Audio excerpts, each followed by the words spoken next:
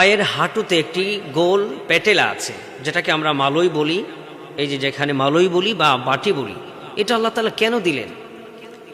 বর্তমান medical science এমন অবাক করা তথ্য দিয়েছেন, আপনি যদি এটা শুনেন, এটা জানেন, আপনি একেবারে আশ্চর্য হয়ে যাবেন।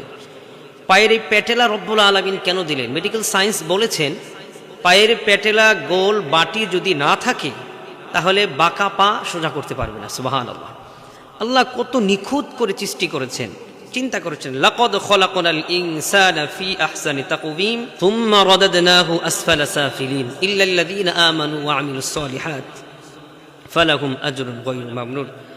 আল্লাহ রাব্বুল আলামিন মানুষকে খুবই দামি করে নিখুঁত করে সৃষ্টি করেছেন। আবার এই মানুষকে কিন্তু আল্লাহ আবার একেবারেই নিকৃষ্ট প্রাণী হিসাবে ঘোষণা দিয়েছেন। মানুষ অনেক দামি, মানুষকে আল্লাহ অনেক দামি করে সৃষ্টি করেছেন।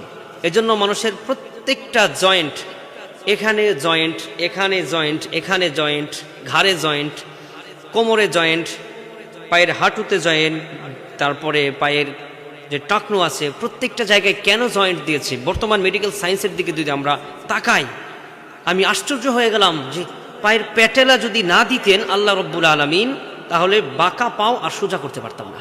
সুবহানাল্লাহ ওয়া বিহামদিহি সুবহানাল্লাহিল আযীম।